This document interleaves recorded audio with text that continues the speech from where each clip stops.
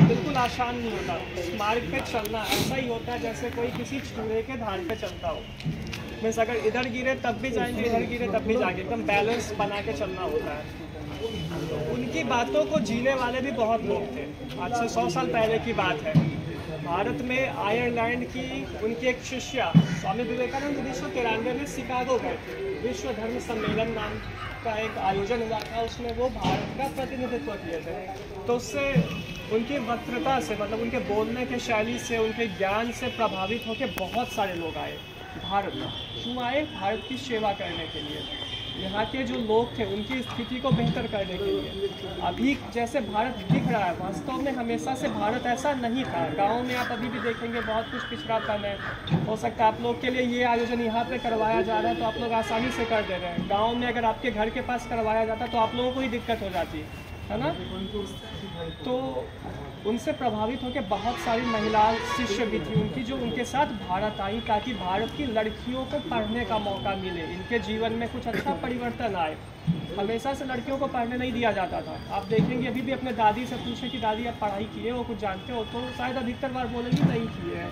बहुत लोगों की मम्मा भी बहुत पढ़ाई नहीं की होंगी, लेकिन आप लोग कर पा रहे हैं। तो ये पॉसिबल हो पाया उन्हीं लोगों की वजह से। उन्होंने ही कहा था यत्र नार्यस्तु पूज्यन्ते रमन्ते तत्र देवता। मीन्स जहाँ नारियों की पूजा होती है वहीं पे ईश्वर निवास करते हैं। तो उनसे प्रभावित होकर एक महिला, मार्गरेट नाम था उनका, मार्गरेट एलिजाबेथ, वो क्या थी, बाद में जब वो भारत आई तो उनका नाम उन्होंने स्वामी विवेकानंद जी ने निवेदिता रखा। और सब लोग उनको प्यार से सिस्टर निवेदिता या भगिनी निवेदिता, भगिनी दीदी को कहते हैं, तो उनका नाम भगिनी निवेदिता रखा गया। उन्होंने इतना ज़्यादा भारत की महिलाओं के लिए, कलकत्ता उस समय भारत की राजधानी हुआ करती थी, तो वहाँ पर की महिलाओं के लिए उन्होंने रामकृष्ण शारदा बालिका विद्यालय नाम की एक संस्था स्थापित की और फिर वहाँ पे लड़कियों को पढ़ाना स्टार्ट किया उन्होंने। अभी जैसे भैया ने कहा सावित्रीबाई फुले जी थी, वो महाराष्ट्र में थी और उस समय तो इतना रिसोर्स भी नहीं था कि महाराष्ट्र से लोग पढ़ने के लिए कोलकाता आ जाएं या कोलकाता से महाराष्ट्र चले जाएं या अलग अलग जगह चले जाएं। तो हर जगह छोटे छोटे स्तर पे सब लोग प्रयास कर रहे थे कि भारत की जो स्थिति है वो ऊपर उठे। किसी भी देश की क्या स्थिति हो सकती है, मतलब वो देश कितना विकसित है, वो 2-3 चीज़ों से पता चलता है।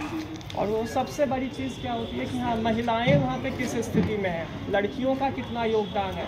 अगर मान लीजिए कि 50% अगर महिलाएं हैं किसी शहर में और 50% पुरुष हैं, महिला लोग बस घर पे रहती है, तो अर्थव्यवस्था में इतना बड़ा कितना कमी हो जाएगा ना। या महिलाओं ने पढ़ाई ही नहीं किया हुआ हो, तब ज्ञान के क्षेत्र में कितनी कमी हो जाएगी, है ना।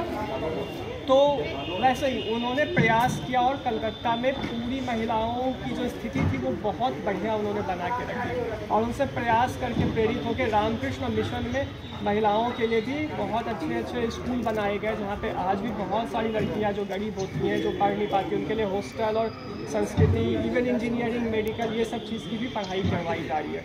तो जब वो उतने दूर से, इंग्लैंड से, आयरलैंड से आके यहाँ पे रह सकती हैं, तो हम लोग भी आपस में